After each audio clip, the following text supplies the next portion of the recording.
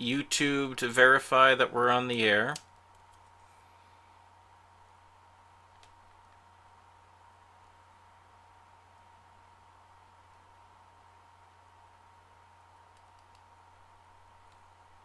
Test 2, 3, 4, 5, 6. James, if you could talk for a second so I could. Test two, three, Sure. four, five, All right, here six. we go. Test 1, 2, 3, 4, 5.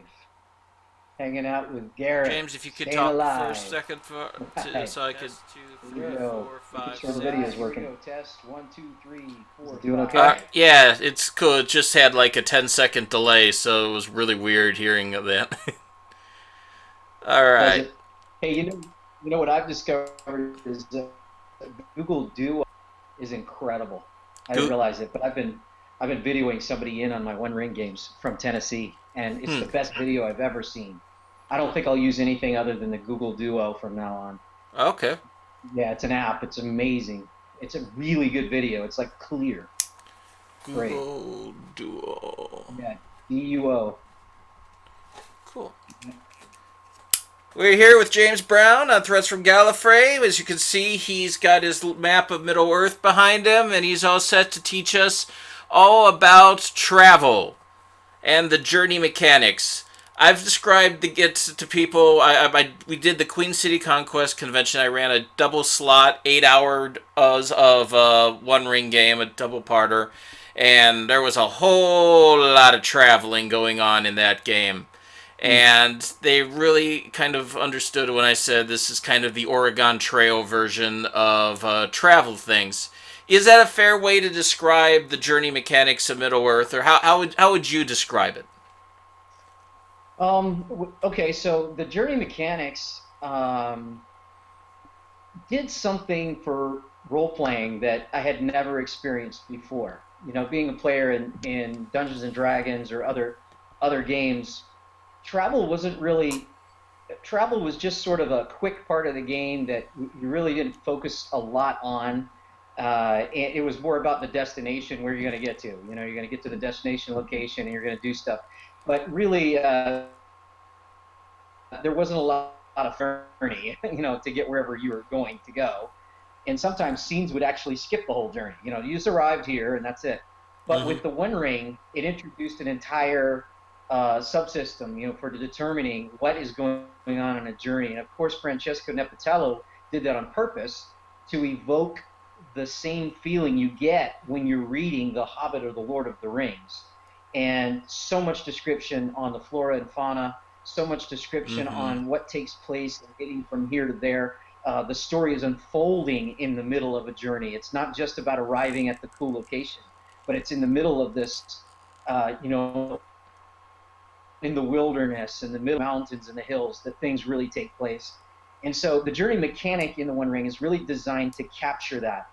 Literally, for me, uh, the the process of rolling dice to determine the fatigue that takes place and that sets in on the player heroes, to me, that that itself just gives you the feeling that you're going on a long journey.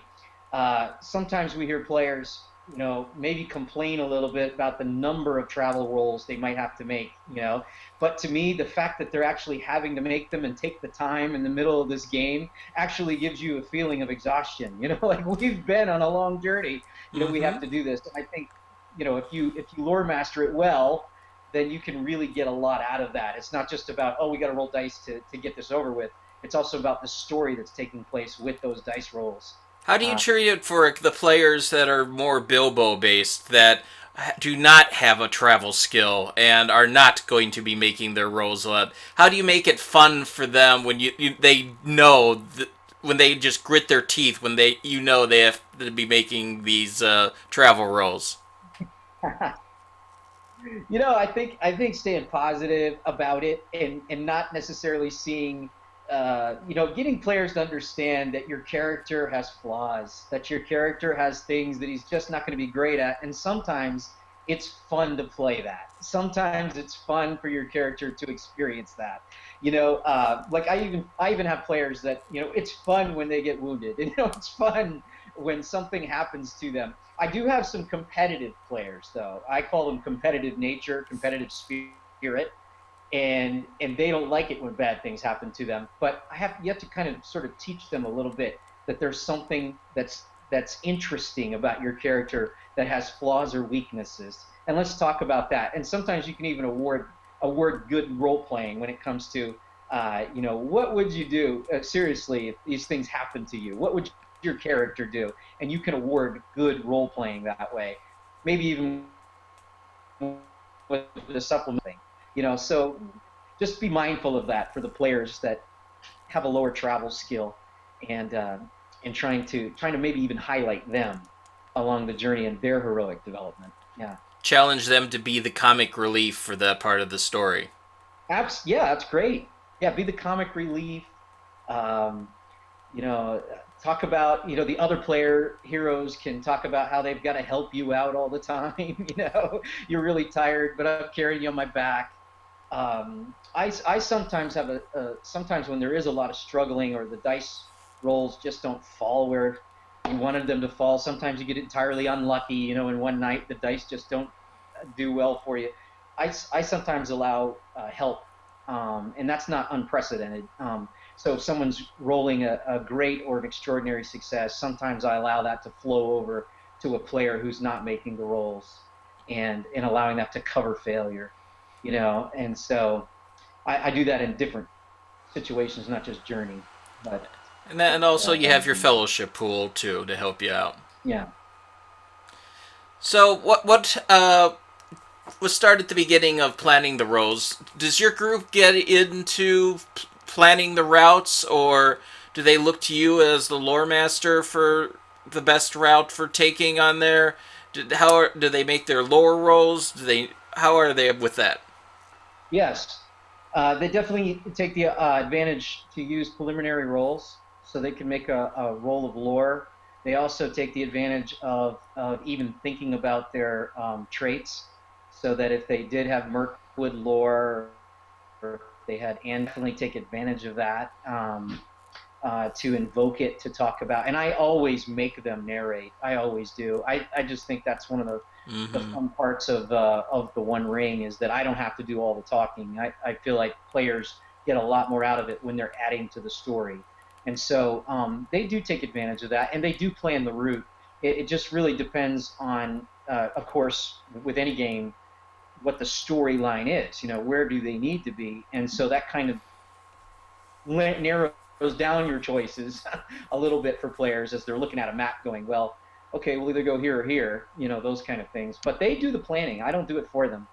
I don't tell them you have to go this way or you should go this way. I try not to steer them so much, but to allow them to experience Middle Earth, um, for themselves. Do you plot the difficulty and fatigue and all the travel stuff by hand, or do you use online help for that? I do it by hand. Yeah, yeah, I do it by hand. I don't find it too difficult, to count it up. You count up the number of hexes. Each hex is 10 miles. That's pretty simple to do. You kind of look at the route they've chosen, and kind of decide what kind of terrain it is, so that you can break it down to the legs of the journey. Or if you even had a story idea, you can kind of break down legs of the journey according to that. But you basically do that so that you can figure out what the target numbers are going to be in each leg of the journey.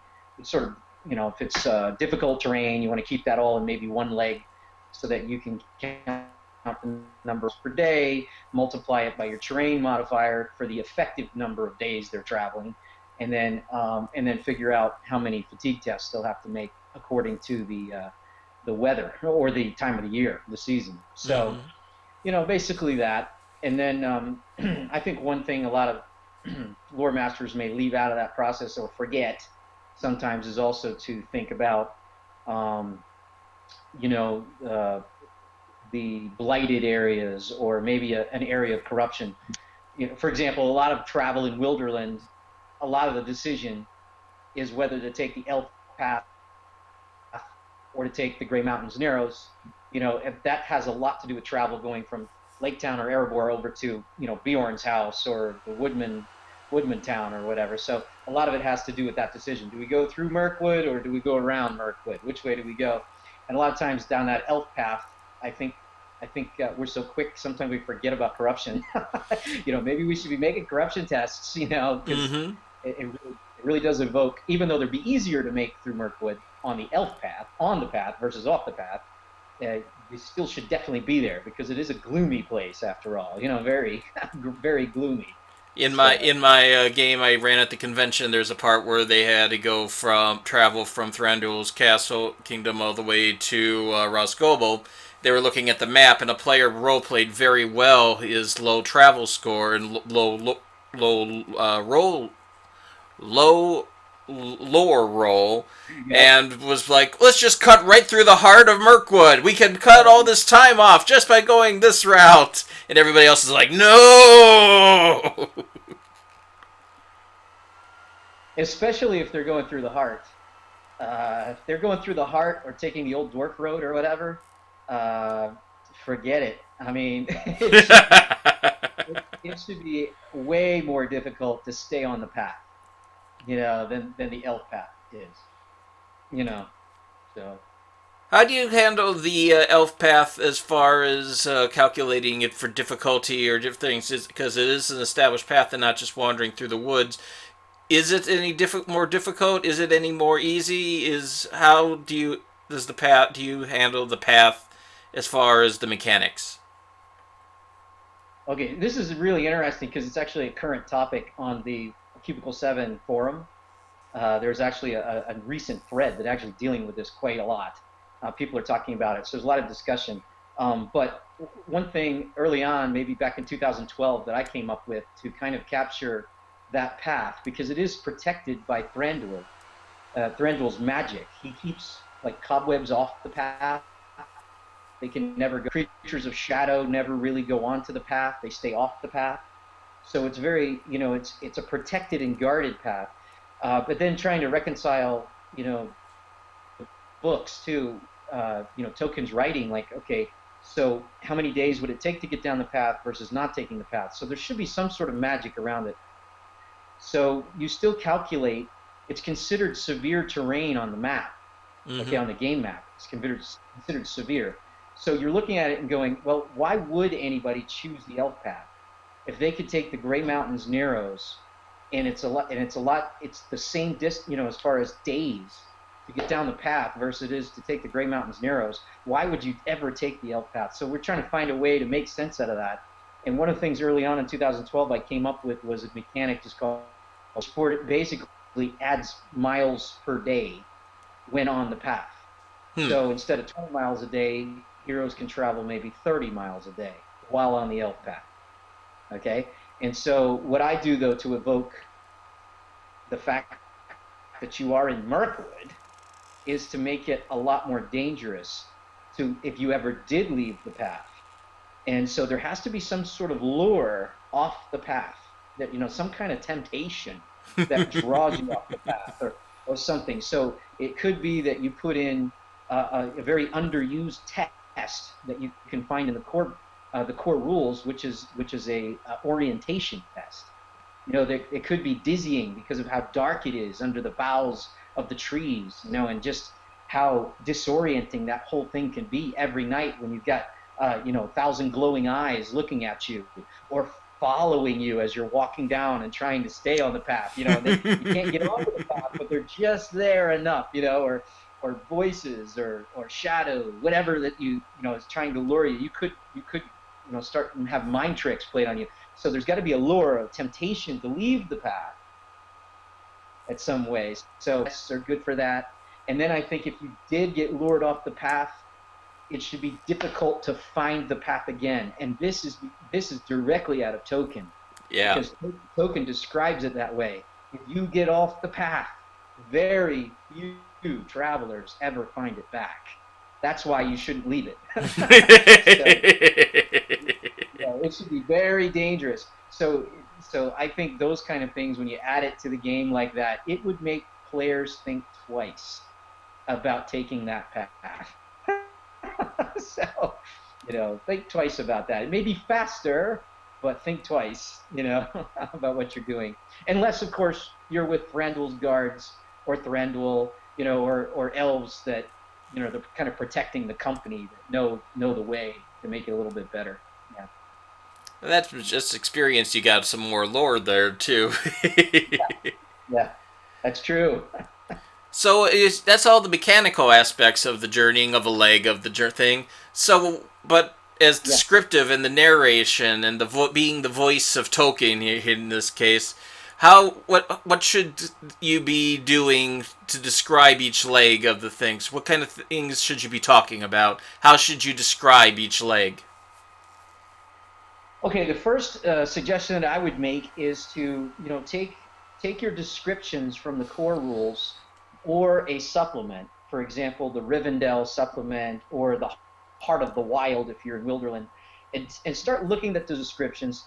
Go to the source material itself and look at how Tolkien describes. And I think if you can come up with a paragraph or something in there. And the more you read, the more it comes naturally, and you don't even have to prepare because you're familiar with the territory.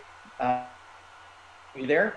I'm here. Your voice started echoing, and then I lost your visual. Okay. What would you like to do? Let's just keep on going as long as we can Okay. hear you. Yeah, no problem. Okay. So the more that you're familiar with the source material, the more you're familiar with the game material, you're going to be able to advantage. It does take a bit more time, but if you want more descriptions in your journeys, remember the rules that state that every player hero is entitled to at least 2 skill rolls per day. But they're entitled to those. So for example, your huntsman should be describing, hunting. Not that they have to make 2 rolls per day. They may not need to, but they should have opportunity then to add to the journey by describing their hunting and what they're doing, or your scouts going out and exploring, or your lookouts and different things that they're doing. And the more that you get them involved in that, and then they make their rolls, the better it's going to tie into those possible hazards that are going to come up too if they roll an eye. So it just plays right into the story that they're already telling. And if you do those things, I find the journeys get really, it's enough. It's very flavorful, and there's a lot to it, than just simply getting from point A to B. When I'd use the convention game, once they were traveling down the river from Dale, they took it upon themselves to use their hunting rolls to go fishing, and there were some Iosaurons, so they ended up trying to be fishing right where there's a family of bears were also fishing, and they rolled eyes again to not notice the bears as they were approaching, and it just created a whole very memorable sequence just off of their initiative of wanting to use their skills and make the most of the journey.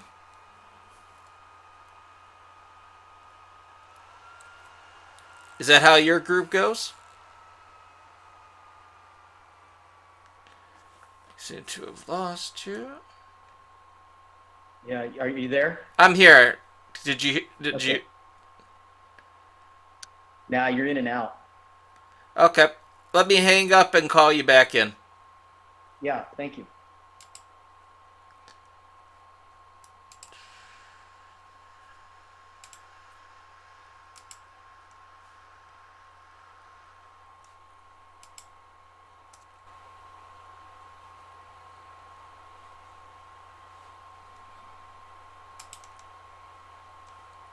We're back. All right. Yeah, I was saying that during the convention game that the group took it upon themselves to want to do some fishing while out traveling from Dale down the river, and they rode an Iosauron, so I had them going to go fishing near where a family of bears were gathered around. Iosauron again, they didn't notice it as they got really close to the bears, and finally the Hobbit noticed and got the boat paddling very quickly away from the bears, but that was all off of their initiative to create a very memorable little sequence there. That's awesome. Yeah, that's good. So what tricks do you use for describing fauna and for describing the wildlife and things? Do you just go with the notes onto there? Do you create your own landmarks that you go back to from time to time, or do you stick with the materials in the book? Okay, I can be honest. The flora and fauna is the most difficult for me in describing, even when writing. That was my weak point. So I really had to study in order to get those things correctly. For my games of the One Ring, I really do look at the heart of the wild. I do look at the core Mm-hmm. rules. I look at what they provided, and then I kind of add to it a little bit. Talks a lot about various trees. He talks about various types of hills and grasses and just the words he uses, and some of them are really pertinent to the landscape of England, and different things like that, and maybe some words that we just don't hear all the time, describe different things. Um, so yeah, I try to I pretty much go to those materials to make sure I'm not of pines where it would have been beeches or birches, or what I mean, or something like Mm-hmm. that. Or I'm trying to be a little bit more accurate with the terrain group. So yeah, I don't get into a ton of descriptions on all of that, but a little bit I think adds flavor. So Where I like to add flavors, I like to create homesteads and people and groups that yeah. they know that they're going to run into that will be there if they return. How are you with NPC creation for use in the journeys? Uh, for use in journeys, so I like that they for lore master characters because it's very simple when you look at some of the source or some of the supplements where they'll provide an attribute level, and then they'll provide or signature. So they'll pick two or three signature skills that really describe this lore master character, and then some traits. So that's basically kind of the same format I use when I create an NPC. I'll look at the trait list and I'll try to find something that describes them that kind of gives me a personality to play off of, and then what they're good at. So, you know, um, if it's a real social kind of encounter that they might have, this one's going to have personality skill. They're going to be high in personality skill, and so it's going to really be about their what they're talking and those kind of things. Or if it's a more stealthy person, maybe it's movement skill that they have higher in, or whatever it may be. So just taking it, I like the way they do it to keep it simple. It's Mm-hmm. not so complex of an NPC character, but it's a brief snapshot, but it gives you enough of what you need to role play that character. So to me, a lot of the NPC mechanically has to do with that, but then the more of it has to do with your own descriptions. What's this person look like? What weapons are they carrying or not carrying? Tools they might have? What is their deal? Who are they? Why are they there? Those kind of things that are going to be interesting. And to me, meeting people should be key parts of the story, really. Because it's almost like you're writing a novel together. You're telling a story together. So whoever you meet has to be key. We have to appreciate who they are, and they may become a recurring person too, that either an ally that they can come back to, or a friend, or maybe an intriguing person that they don't do a lot of interacting with, but somehow later on, oh, I saw them before. Weren't you, weren't you Mm-hmm. at Bjorn's house? Who were you? Kind of a mysterious figure, Or they or show something. up and become competitors against them at Dragontide. Exactly. Right. Wait a minute. I saw you in Woodman Town last year.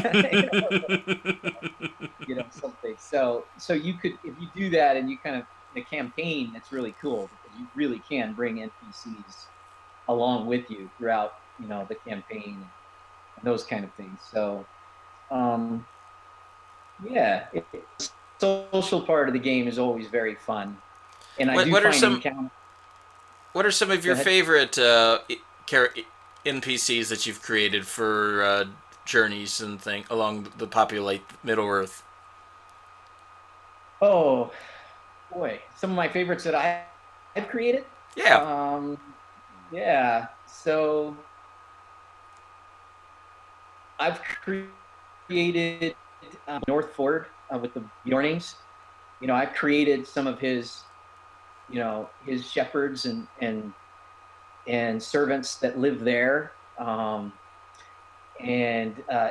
so the NPCs come along the farmstead, and they're and or the not the NPCs, the player heroes come along the farmstead, and they have to meet them, and they're sort of uh, the the Viglandings are in that area, and the Viglandings want to enslave, Black Tom and his farmers and those kind of things. So creating those heroes, those Bjorning um heroes and Northmen, those have been a lot of fun to create, and just their interactions with the player heroes. My favorite that I've came up with Yeah. was the group was traveling from Lake Town to Erebor, and the dwarf in the party is like, "Don't I know anybody along the way that we can stay? Do we really need to camp out?" And I'm like, "Sure, you know someone." And they got to a farmstead where apparently the farmer and the dwarf had gotten into the ale quite a bit together, and the dwarf taught the farmer the knife game from Alien about stabbing between Oh, the fingers. And yeah. apparently, he while when the dwarf was gone, the husband lost and cut off two of his fingers, and the wife had a huge grudge against the dwarf, Oh which my goodness. showed up several times when they kept running into each other. Wow. That's cool. There's so much fun you can have with this stuff. Mm-hmm. Do I know anybody? Sure, you know somebody. It doesn't mean they like you, though. So I created, well, of course, in Nightmares of Angmar, I created in Hillman. And in that tribe, I had so much fun creating those tribe members. Mm, they're fun. And I tried to take, I took the template from Tales from Wilderland, and with all the denizens of the Hobbit Inn, and the family, and Mm-hmm. all the people that they might encounter in the inn, and talking with.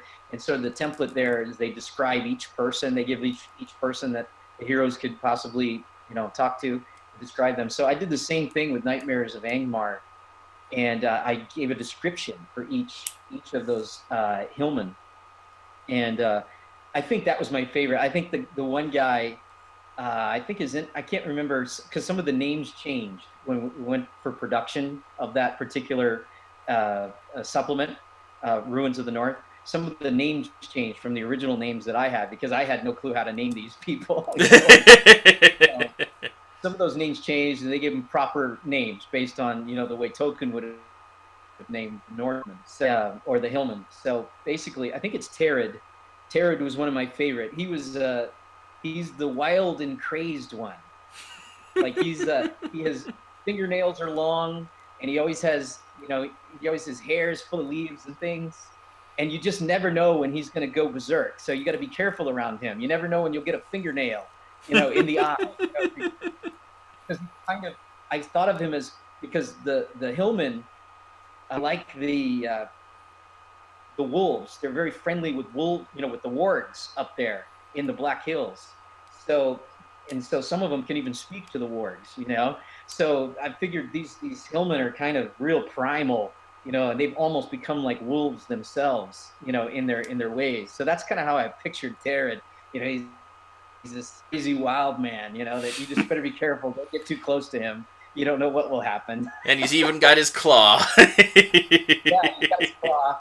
And then I have another guy that has like he's got like or there's two brothers that wear you know these helms, like, and then there's the chief of the tribe, the old guy, I can't remember what his name ended up. These names I can hardly remember, but Redimers is what I think I originally named him. But he's still friendly with wargs, and he doesn't really want the companions helping out. So I Mm-hmm. come up with a really creepy voice for him, and he's got red feral eyes and everything, and it's just this guy that doesn't want the help from any of the past years long ago. Stories that have been passed down to generations of how they were almost wiped out. The Hillmen were almost wiped out, so they don't want any help from these people. So yeah, so I really enjoyed making up all those guys. It was a lot of fun. How do you Yeah, transition and from? also, Go ahead. oh, and I was going to say, an Essilt in that particular adventure too, how Mm-hmm. the She's girl, cool. and yeah, and how the conflicts that she has inside, and what she needs to do. That was a lot of fun to play, to create her. Yeah. How do you transition smoothly between journey to here's some people that you're meeting on the road? Is there a smooth way to do it? Is there tricks for handling the going back and forth of that? Do you work it into these people into the settings? Yeah, I mean, I think that you're handling it narratively, so it's not all mechanics. It's not, so there's narration going on, and then this leg of the journey. During this leg of the journey, you come across the farmstead. You find a hollow, and it intrigues you, and there's going to be something that sort of, it's kind of like the way Francesco describes the uh, the way the game flows in the One Ring.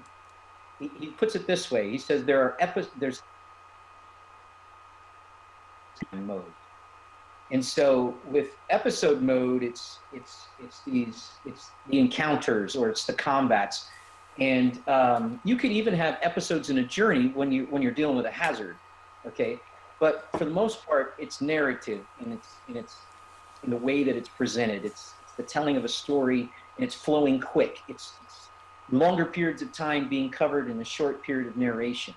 Okay, but during the journey, you can go from narrative right into episode very smoothly, and you can say, during this part of the journey, this is what happened. In fact, even with some journeys, you may want to do the entire narrative, like you do all the rolling, and you go back and you count up the eyes, or whatever it is that you've pre-planned, All and the do a flash. eyes. If you happen to have that, you can do a hazard episode for every eye that was rolled. So in fact, these are all potential episodes that were in the middle of the narration. And if you study the lore as a literary piece, you're going to see that there are many, many overlapping parts in the Lord of the Rings. Okay, so especially, when you're talking about the Fellowship of the Ring, the Two Towers, and the Return of the King, you're going to see this interlacing and this interweaving of stories that take place. Okay, and you're going to see that we're telling this piece of the story with these characters at this point, but then we go to the next chapter, and all of a sudden you're back at story, but it's not necessarily in chronological order. So you're the Lord of the Rings is that it adds to the surprise, and it adds to the mystery of what, why were they feeling that way, what they didn't know. And then in the next chapter, Tolkien goes back and says what was happening, things that they didn't know, and they're already reacting and doing things to things they think that are happening that aren't really happening because of other things that are happening in Middle Earth. So there's like this interlacing, interweaving. So in Games of the One Ring, it's also beautiful that you don't have to be so linear. You can do these roles, tell a narration, and then you can go back and talk about the things that we haven't discussed yet, the things that did take place in Arise. Because with a journey journey, that is the reality of that hits at the end of the journey. That's the result at the end of the journey. It's how you arrive at the location, and what shape you're in as you arrive there. So all those things can be told, you can go back. I often think, like, even in The Hobbit, look at the whole Battle of Five Armies. The whole Battle of Five Armies wasn't truly described until it was already over narrative book. You look and you just, because Bilbo gets hit on the head with a rock, and then he's out. You know what I mean? And then he wakes up, and then he has to be told about what happened. You know what I mean? So chronologically, it's already over, and he's hearing the story, and then we get a deeper glimpse, and we get a deeper picture of what. So I think you can do that in your Games of the One Ring, and it would become, and it would feel like you're literally reading, his novels, and and have fun with it, So that's what I would do. Cool. Let's talk about hazards and things. Do you roll randomly on the tables? Do you try to break things in? I know you say you like to work several combats into a session. How do you handle hazards in journeys? Normally to have them, I like to have them pre. I like to have hazards that I can go to, already. However, probably in the next session, which would be next Monday night, because I've never really tested it, but I'm probably gonna introduce Hobbit test. My player heroes right now experiencing a deep crisis. One of the player heroes has been poisoned by a basilisk. Ooh. And he failed his valor. So that means he's permanently paralyzed, unless he can get to. The only thing that could save him would be, Elrond. The Elrond's magic. That'd be the only thing. So they have to abandon a mission that they've been given by Beorn, and they have to travel across the Misty Mountains to get to Rivendell in order to save their friend. So I'm planning on, maybe if there be hazards along the route, I'm going to test it out. I'm going to see if we can do it on the fly. We're going to use the rules from Hobbit Tales to generate. Tales is really just the precursor of the revised core rules, because in as far as when they were created and released. So we had Hobbit Tales and those mechanics before we actually got the revised core rules. And so you can see that Hobbit Tales really is based on the revised core rule, or the one, the other one's using table. So basically, we're going to try that. Let's see if we can just create hazards on the fly through the cards and tell stories on how that works.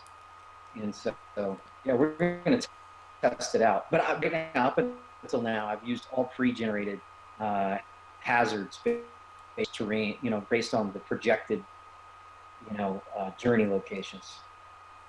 What percentage of them do you use are just encounters with people? What percentage are encounters with fights? What percentage are a chance to realize that your food is about to be spoiled? What kind of breakdown do you do of those kinds of things? I think it's pretty even, because let me clarify to you.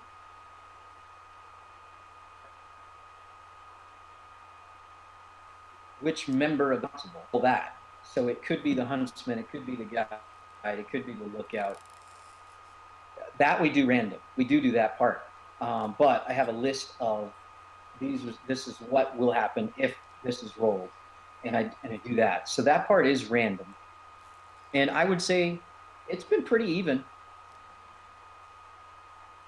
That have to do with a skill versus a dangerous meeting versus a corruption test, something, or despair or temporary misery. All that is pretty even. I would think so. Yeah, across the board. Mm-hmm. What advice do you have for stacking them for when there are multiple eyes and you combine into super hazards? I haven't done that yet, but It would be really cool. Those nights that everybody rolls an eye. Be a good idea where there was like three or more, or something like that. That may be a great idea, especially if you're pressed on time or the story demands it, where you can't, you don't have time to go through this entire journey or super hazard. And a super hazard could easily turn into an episode, Mm-hmm. or even an entire part of an adventure. It could, depending on how big that hazard is. And so, but I like to kind of keep hazards shorter because, a simple skill roll to resolve it. And even sometimes the, with the stories that you're telling, for a major combat to break out, even a dangerous meeting, to play it fully sometimes is too much of a break to the story because a hazard seems like it's an integral, but not part of the main line of the story. Sometimes, but it's like a nuisance you got to deal with, kind of like wandering. You know what I mean? But Yep. in Dungeons and Dragons, it's kind of cool to fight wandering monsters because you're getting more experience points. You know what I mean? And Mm-hmm. that's your whole fun, anyways, to kill stuff. What happens to be here? Okay, we can kill it. It just kind of feels like it's part of the game anyway. But with the One Ring, too many hazards can kind of feel like you got a lot of stuff to deal with that really hasn't to do with the mission or whatever it is. So you could even take, in my opinion, a combat and you can make it about the final moments of the combat rather than the entire combat. Hmm. So it could be resolved with a weapon skill roll. So you can say, so this is the final blow. You've come along this, and you've been in a skirmish with this pack of wargs. Okay, here's will it all end well or not? We'll make one roll. Everybody has to make one weapon skill roll of your choice, and then we'll narrate it. Or a battle roll. Yeah, or a battle roll, and we'll narrate that and the outcome of it. To just kind of summarize the battle instead of playing it out every blow by blow by blow and counting up all the endurance loss. So like if someone were to roll, a Gandalf, you could say, you know what, you tore him up, you know what I mean, or whatever it is. But if somebody rolled an eye, ooh, maybe I require a protection test. Mm. Or something like that. This didn't end well, or this something really went wrong during this battle. So something like that. So you could do that in summary rather than That's fun. playing out the That's thing. fun. Quick dealing with making like minions and speed it up. Yeah, yeah, that's what I think. Yeah, you could even do that if you wanted to do it where the last moments of the battle where you do assign them endurance, but a small amount of endurance. And you could do that, and maybe it only lasts like 2 rounds. It's plan it out so they could last maybe potentially 2 rounds rather than 10, 11, 12 rounds. So you got a 2 round battle and quicker and those kind of things.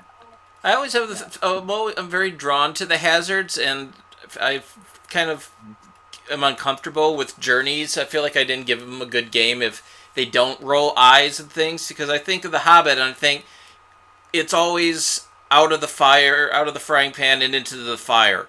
It's always going from bad to worse to, oh my god, we're going to need eagles to get us out of this.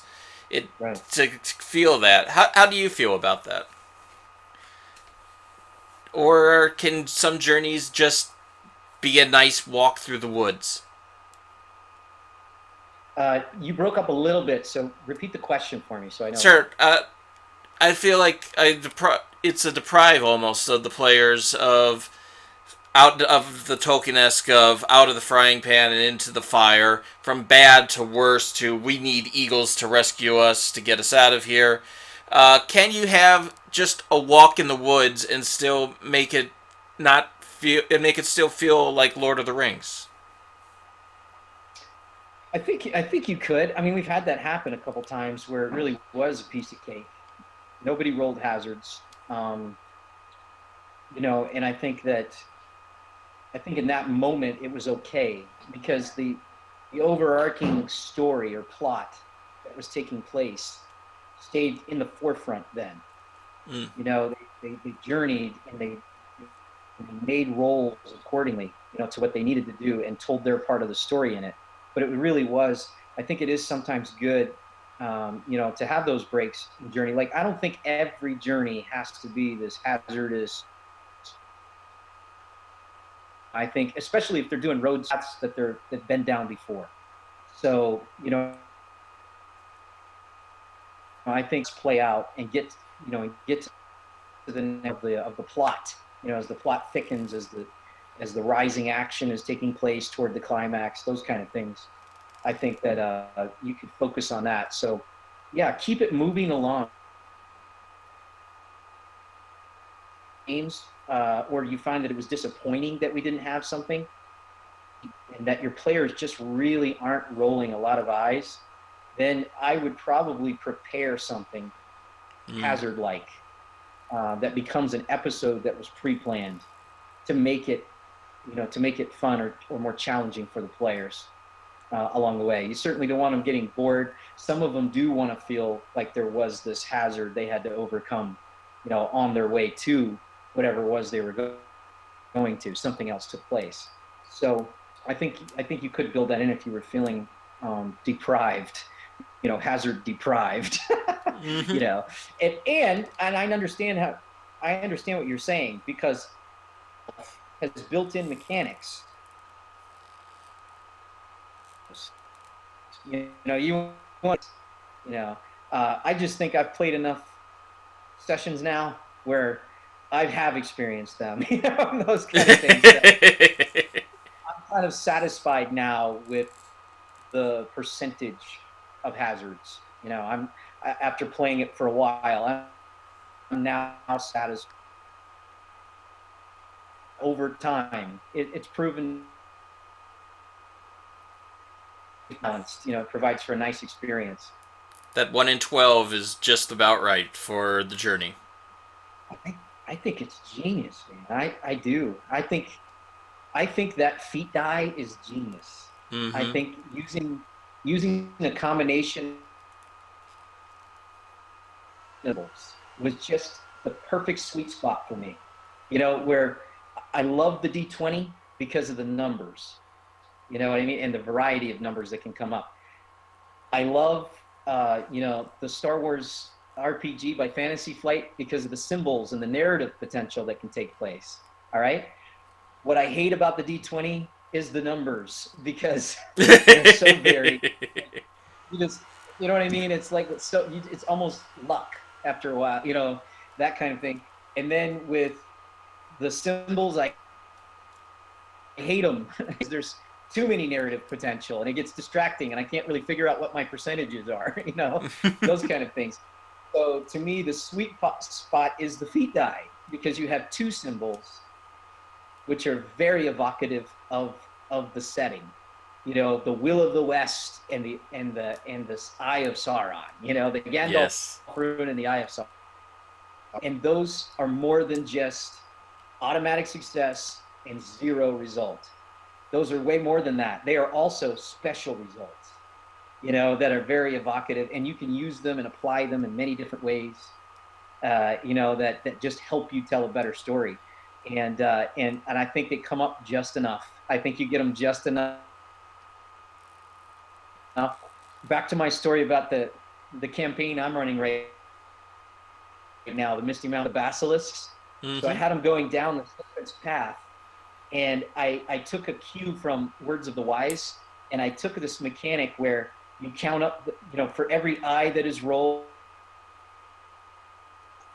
So I told the players, if you roll an eye, we need to pay attention because it's going to be more than just a called shot on you the next round. Okay. And so the first eye that was rolled, I said, not only is it a called shot, but another basilisk appears. Another one. And so I only gave them two to start with. They almost killed both of them, and then someone rolled an eye. And so then Another one came, More and then they came up. almost had both of them gone, and another person rolled an eye. They did this three. They, they, yeah, they ended up fighting. Rolled an eye, but I said that's enough.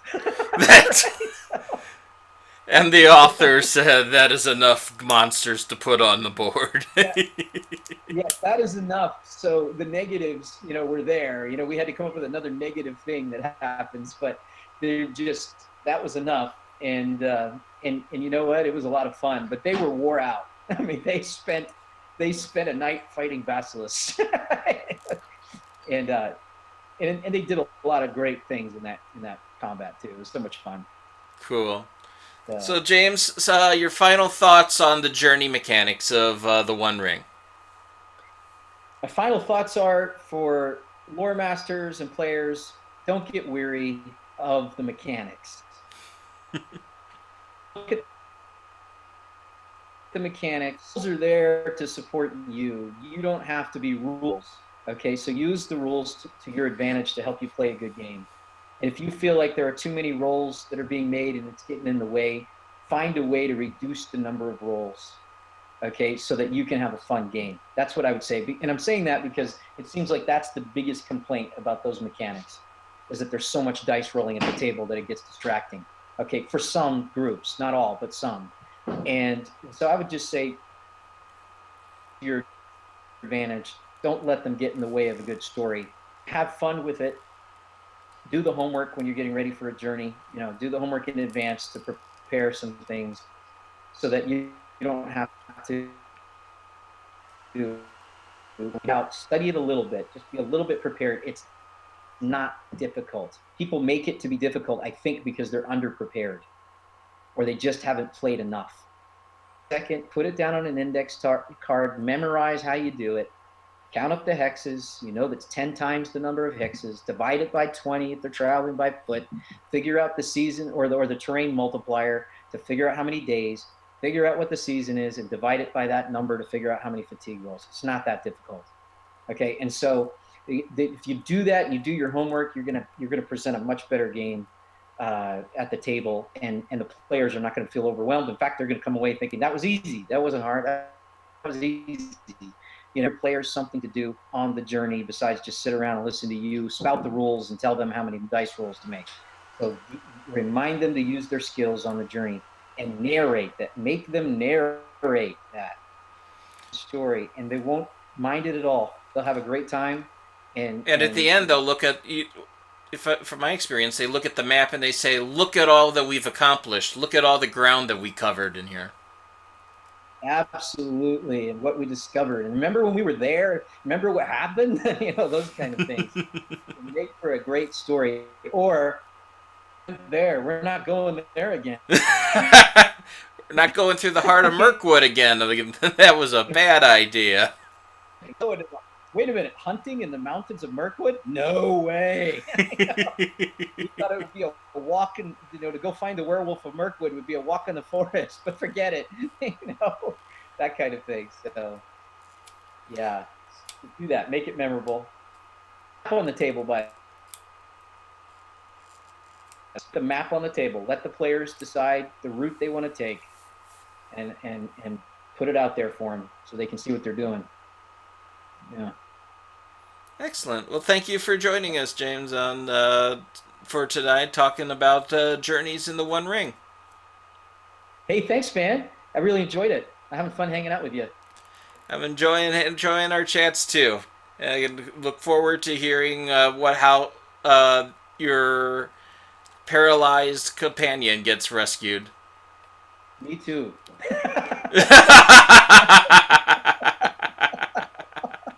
He was a little bit depressed when it happened. I got to say. Oh but I yeah. but I cheered him up. I said, "Listen, this is making for an even better story. You can go to Rivendell, and what a story that will be."